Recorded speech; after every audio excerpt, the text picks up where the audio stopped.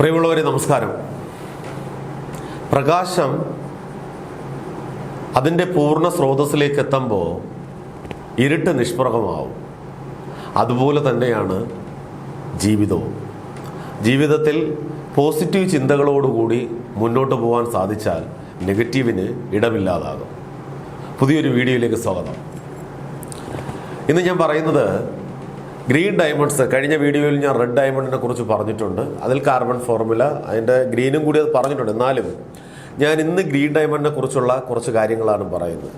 The വേൾഡിൽ the most expensive coloured diamonds എന്ന് പറയുന്നത് ഒന്ന് റെഡാണ്, രണ്ടാമത്തത് ഗ്രീനാണ്. ആ ഗ്രീനിനെ കുറിച്ച് ഞാൻ പറയുന്നത്.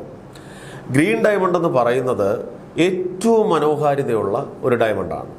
ആ ഡയമണ്ടിലേക്ക് അതിൽ നമ്മുടെ ഭൂമിയുടെ ഒരു 4ാമത്തെ ലെയറിൽ നിന്ന് രൂപാന്തരപ്പെട്ടുകൊണ്ട് അത് വരുമ്പോൾ അതിൻ്റെ ഘടനയിലുണ്ടാകുന്ന പ്രഷർ വ്യതിയാനത്തിലുണ്ടാകുന്ന മാറ്റം കൊണ്ട്, അതിലുള്ള മോളിക്യൂൾ ഫോർമേഷൻ കൊണ്ട്, അതിൽ കാർബണിൻ്റെ കണ്ടൻറ്റ്, കാർബണാണല്ലോ ഡയമണ്ട്, അതിലുണ്ടാകുമ്പോൾ എപ്പോഴും ഈ കളർ ചേഞ്ച് എന്ന് പറയുന്നത്, ഇത് ഞാൻ പറഞ്ഞു വരാനുള്ളൊരു പ്രധാന കാരണമുണ്ട്.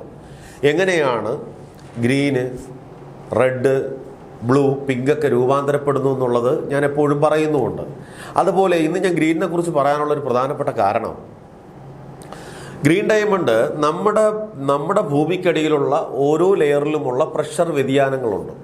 ഇപ്പം നമ്മൾ സമുദ്രത്തിൻ്റെ ആഴങ്ങളിലേക്ക് പോകുമ്പോൾ ആദ്യത്തെ ഒരു 600 മീറ്റർ കഴിയുമ്പോഴല്ല, ഒരു 1500 മീറ്റർ പോകുമ്പോൾ ഉണ്ടാകുന്ന പ്രഷർ 1500 അല്ല, ഒരു 1 കിലോമീറ്റർ 2 കിലോമീറ്റർ പോകുമ്പോഴുള്ള പ്രഷർ, 2 കിലോമീറ്റർ അല്ല 5 കിലോമീറ്റർ പോകുമ്പോഴുള്ള പ്രഷർ. അപ്പോൾ ഈ 5 കിലോമീറ്ററൊക്കെ പോയിട്ട് നമ്മൾ ഈ ടൈറ്റാനിക് കാണാൻ വേണ്ടിയിട്ട് ആ പേടകം കൊണ്ട് ആൾക്കാർ പോയത് ഓർമ്മയുണ്ടല്ലോ, നമ്മൾ വാർത്തകളിലൂടെയൊക്കെ കണ്ടതല്ലേ. അതെന്തുകൊണ്ടാണ് അത് പൊട്ടിത്തെറിച്ച് ആൾക്കാർ മരണപ്പെട്ടത്? അപ്പോൾ നമുക്ക് അതുപോലെ തന്നെ ഭൂമിക്കടിയിലേക്ക് ഉണ്ടാകുന്ന പ്രഷർ എന്ന് പറയുന്നത് നമ്മൾ ചിന്തിക്കുന്നതിനപ്പുറമാണ്. അപ്പോൾ ഈ പ്രഷറിൽ വിവിധ ഇനം മിനറൽസുമായിട്ടുള്ള രൂപാന്തരം ഈ പ്രഷറുമായിട്ട് സാധിക്കപ്പെടുമ്പോൾ ഉണ്ടാകുന്ന ഒരു മോളിക്യൂൾ ഫോർമേഷനുണ്ട്. നമ്മളെപ്പോഴും പറയുന്നതാണ്. ആ ഫോർമേഷനിൽ ഈ കളറുകൾ, വ്യതിചലനങ്ങൾ സംഭവിക്കുമ്പോൾ ഉണ്ടാകുന്ന പ്രകൃതി നമുക്ക് നാച്ചുറലായിട്ട് തരുന്ന ഒന്നാണ് ഈ റെഡും ഗ്രീനും ബ്ലൂവും പിങ്കും ഒക്കെ. അപ്പോൾ ഈ നാച്ചുറലായിട്ട് കിട്ടുന്ന ഈ ഡയമണ്ട്സിനെ അതിവിദഗ്ധമായിട്ട് വെല്ലുന്ന രീതിയിൽ സാധാരണ ഒരു നാച്ചുറൽ ഡയമണ്ടിനെ ഹീറ്റ് ചെയ്ത് കളർ ചേഞ്ചിലേക്ക് വരുത്തും. അങ്ങനെയുള്ള ഒരുപാട് ഫേക്ക്നെസ്സുകളും ഇന്ന് നമ്മുടെ ഈ വേൾഡിൽ നടക്കുന്നു എന്നുള്ളതാണ് കൃത്യമായിട്ടുള്ള വാസ്തവം. അത് എപ്പോഴും അവരെന്ത് ചെയ്യും, അതിന് ഒരു ഡയമണ്ട്സിന്, ഇപ്പോൾ എനിക്ക് കഴിഞ്ഞ ആഴ്ചയിൽ ഞാനൊരു ഡയമണ്ട്സ് എൻ്റെ അടുത്ത് വെരിഫൈ ചെയ്യാൻ വേണ്ടി വന്നപ്പോൾ ആ ഡയമണ്ട്സ് അതിൻ്റെ കളറെന്ന് പറയുന്നത് വൈറ്റാണ്, നാച്ചുറൽ കളർ, ഡയമണ്ടാണ്, നാച്ചുറൽ ഡയമണ്ടുമാണ്. പക്ഷേ അവരതിനെ ഹീറ്റ് ചെയ്ത് ഇത്ര ഡിഗ്രി സെൽഷ്യസിൽ ഹീറ്റ് ചെയ്ത് അതിൻ്റെ കളർ നേരെ ഡീവിയേറ്റ് ചെയ്തിട്ട് അതിനൊരു ബ്രൗണിഷിലാക്കിയിരിക്കുകയാണ്. ഇപ്പോൾ ബ്രൗണിഷിന് കുറച്ച് റേറ്റ് ഉള്ളത് കൊണ്ട് ഇവരതങ്ങ് ആക്കിയിട്ട് അതിനെ സർട്ടിഫൈ ചെയ്യുന്നു. അപ്പോൾ ഈ സർട്ടിഫൈ ചെയ്യുമ്പോൾ നമ്മളൊരു മെറ്റീരിയൽസ്, ഇപ്പോൾ ശാന്ത റോയൽസിൻ്റെ ഒരു പ്രത്യേകത എന്ന് പറയുന്നത്, ഞങ്ങൾ ഏത് ഡയമണ്ട്സ് പർച്ചേസ് ചെയ്താലും ഞങ്ങളുടെ ഓണർഷിപ്പിൽ, ഞങ്ങളുടെ പേരിൽ ഞങ്ങൾ സർട്ടിഫൈ ചെയ്യും. ഞങ്ങൾ സർട്ടിഫൈ GIയിൽ നിന്ന് തന്നെയാണ് സർട്ടിഫൈ ചെയ്യുക. ഞങ്ങൾ സർട്ടിഫൈ ചെയ്തതിന് ശേഷം ഞങ്ങൾക്ക് അത് ബോധ്യമായതിനു ശേഷം മാത്രമാണ് ഞങ്ങൾ പർച്ചേസ് ചെയ്യാറ്. പക്ഷേ ഇത് ഒരുപാട് പേര് വളരെ രീതിയിൽ കബളിപ്പിക്കപ്പെടുന്നു എന്നുള്ള അഭിപ്രായങ്ങൾ വന്നതുകൊണ്ടാണ് ഞാനിതിനെക്കുറിച്ച് ഇന്ന് പറയുന്നത്. അപ്പം നമ്മളൊരു ഡയമണ്ട് കൃത്യമായിട്ട് കണ്ടു കഴിഞ്ഞാൽ അതിനെ നാച്ചുറലായിട്ടുള്ള ഡയമണ്ട്സിൽ ഹീറ്റ് ചെയ്ത് കളർ ചേഞ്ച് വെച്ച് എമൗണ്ടിൽ വേരിയേഷൻ ഉണ്ടാക്കും. പക്ഷേ ഡയമണ്ടാണ്, നാച്ചുറലാണ്, ഹാർഡ്നെസ് 10ആണ്. പക്ഷേ ഒരു ഡയമണ്ട് എപ്പോഴും, ഒരു ഡയമണ്ട് മെർച്ചൻ്റ് എന്ന് പറയുന്നത് ഒരു കസ്റ്റമറിനോട്, അല്ലെങ്കിൽ നമ്മുടെ കയ്യിൽ നിന്ന് പർച്ചേസ് ചെയ്യുന്ന മെർച്ചൻറ്റുമാരോട്, അല്ലെങ്കിൽ വൻകിട കമ്പനികളോടൊക്കെ എവിടെ നിന്നാണ് മൈൻ എന്ന് പറയാൻ സാധിക്കണം. അതാണ് ആ കല്ലിൻ്റെ സത്യസന്ധമായ ഓണർഷിപ്പ്. ഒരു ഡയമണ്ട് നമുക്ക് കിട്ടിയാൽ, നമ്മൾ പർച്ചേസ് ചെയ്താൽ, അതിൻ്റെ ഓണർഷിപ്പോട് കൂടി നമ്മൾ പർച്ചേസ് ചെയ്ത് കഴിഞ്ഞാൽ അത് ഏത് മൈൻ, ഇപ്പോൾ ഗോൽക്കൊണ്ടോ മൈൻസ് ആണെങ്കിൽ ആ മൈൻസിൽ നിന്ന് കിട്ടിയതാണ്, അതിൻ്റെ കളർ ഇതാണ്, അതിൻ്റെ ഗ്രേഡ് ഇതാണ്, അതിൻ്റെ ഇൻക്ലൂഷൻ ഇതാണ്, അതിൽ ഫ്ലൂറസെൻ്റ് ഉണ്ടോ ഇല്ലയോ, ഇതിനെക്കുറിച്ചെല്ലാം വ്യക്തമായ ബോധ്യത്തോടു കൂടി മാത്രമേ വില നിശ്ചയിക്കാൻ പാടുള്ളൂ. ആ നിശ്ചയിപ്പിക്കപ്പെടുന്ന വില എന്തിൻ്റെ അടിസ്ഥാനത്തിലാണ്? റാപ്പ് റിപ്പോർട്ടിൻ്റെ അടിസ്ഥാനത്തിലാണ്. റാപ്പ് റിപ്പോർട്ടിൽ എപ്പോഴും റാപ്പ് റിപ്പോർട്ടിൻ്റെ ഒരു റൂൾസ് ആൻഡ് റെഗുലേഷൻ വെച്ചിട്ട് റാപ്പ് റിപ്പോർട്ടിൽ കിട്ടുന്നത് പ്രകാരമുള്ള 25% റിഡക്ഷൻ വെച്ചിട്ടേ മെർച്ചന്റുമാർ പർച്ചേസ് ചെയ്യാറുള്ളൂ. എന്നിട്ട് അവർ 10% അധികം വിട്ടിട്ടാണ് ഡയമണ്ട് സെയിൽ ചെയ്യുക. ഇതാണ് ഡയമണ്ട് ബിസിനസ് പ്രോസസ്സിങ്. അപ്പം നമ്മളെപ്പോഴും ഡയമണ്ടിനെ കുറിച്ച് ഞാൻ പറയുന്നു, ഞാൻ ജെം സ്റ്റോണുകളെ കുറിച്ച് പറയുന്നു. ഞാൻ ഈ ജെം സ്റ്റോൺസിനെ ഡയമണ്ട്സിനെ കുറിച്ച് വളരെ ആധികാരികമായിട്ടാണ് പറയുന്നത്. ഏതൊരാൾക്കും ഇതിനെക്കുറിച്ചുള്ള ഒരു അറിവ് ഉണ്ടാവണം. കാര്യം നിങ്ങൾക്ക് നാളെ ഒരു ഡയമണ്ട് മേടിക്കണമെങ്കിൽ, അല്ലെങ്കിൽ നിങ്ങൾക്കൊരു ജെം സ്റ്റോൺ മേടിക്കണമെങ്കിൽ കൃത്യമായിട്ടുള്ള അറിവുണ്ടെങ്കിൽ അത് ഏറ്റവും നല്ല രീതിയിലുള്ള ഒരു ജെം സ്റ്റോൺ എടുക്കാനോ ഡയമണ്ട് എടുക്കാനോ സാധിക്കും. ഇപ്പം നാച്ചുറലിൻ്റെ കാര്യം പറഞ്ഞു. അതേസമയത്ത് ലാബ് ഗ്രോൺ ആണെങ്കിൽ ഇന്ത്യ ഗവൺമെൻറ് അപ്രൂവ് ചെയ്ത് ഫാക്ടറിയിൽ രൂപാന്തരപ്പെട്ട് എല്ലായിടത്തും സെയിൽ കിടക്കുന്ന ലാബ് ഗ്രോൺ അവർ സർട്ടിഫിക്കറ്റ് ലാബ് ഗ്രോൺ എന്ന് തരും. അതായത് ഡയമണ്ടിനെ പോലെ കാർബൺ അവർ ക്രിയേറ്റിവിറ്റി ചെയ്യുക, ഒരു എന്താ പറയുക, ലാബിൽ ചെയ്തെടുക്കുന്നതാണ്. അപ്പോൾ ഞാൻ എപ്പോഴും ചിന്തിക്കുന്നത്, നമ്മൾ ലാബിൽ ചെയ്താലും പ്രകൃതിയിൽ നിന്ന് നാച്ചുറലായിട്ട് കിട്ടുന്നതിന് അതിൻ്റെതായിട്ടുള്ള മൂല്യമുണ്ട്. നമ്മളിപ്പോൾ ലാബിൽ ചെയ്യുന്നതാണ്, ലാബിൽ ചെയ്ത് എടുത്തു കഴിഞ്ഞു, അല്ലെങ്കിൽ നാച്ചുറലും രണ്ടും വ്യത്യാസമുണ്ട്. അത് ഞാൻ കഴിഞ്ഞൊരു വീഡിയോയിൽ പറഞ്ഞിട്ടുണ്ടെന്നാണ് എൻ്റെ വിശ്വാസം. ലാബ് ഗ്രൗണ്ടിൻ്റെ ആയിട്ടുള്ള ഇതുണ്ട്, നാച്ചുറലായിട്ടുള്ള ഇതുണ്ട്. ലാബ് ഗ്രൗണ്ട് പക്ഷേ നാച്ചുറലിനെക്കാട്ടി എത്രയോ % താഴെയാണ് ലാബ് ഗ്രൗണ്ടിൻ്റെ വില.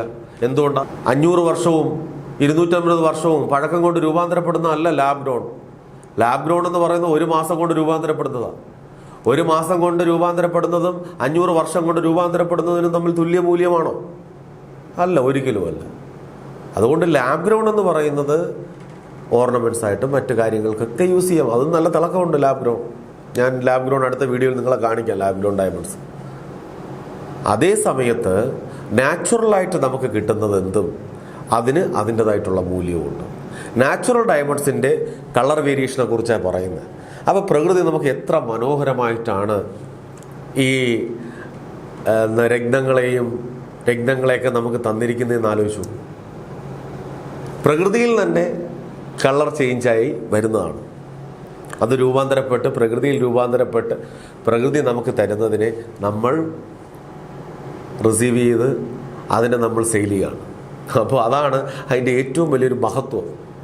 ഇതിലിപ്പോൾ ഏറ്റവും കൂടുതൽ ദൈവികത ഇതിൽ നിലനിൽക്കുന്നു എന്ന് പറയുന്നതും ഇതിൻ്റെ ഭാഗമായിട്ടാണ്. കാര്യം, ഒരു ഡയമണ്ട് നമ്മൾ എടുക്കുന്ന സമയത്ത് നമ്മുടെ കോൺസെൻട്രേഷൻ മാറുകയോ നമ്മളുടെ ചിന്ത വേറെ എന്തിലെങ്കിലും പ്രതിഫലിക്കുകയോ ചെയ്തു കഴിഞ്ഞാൽ നഷ്ടപ്പെടുന്നത് കോടികളാണ്. അപ്പോൾ മറ്റ് ബിസിനസ്സിനെ പോലെ അല്ല ഒരിക്കലും ഡയമണ്ട് എന്ന് പറയുന്ന ഡയമണ്ട് നമ്മൾ സെയിൽ ചെയ്യുന്നതും. ഞാൻ പറഞ്ഞു, ഇവിടെ ഓർണമെന്റ് സെക്ഷൻ അല്ല, ഡയമണ്ട്സ് ആയിട്ടുള്ള ക്യാരറ്റ് ബേസ് ഉള്ള ഇറ്റ്സ് ഹ്യൂജ് ബിസിനസ്.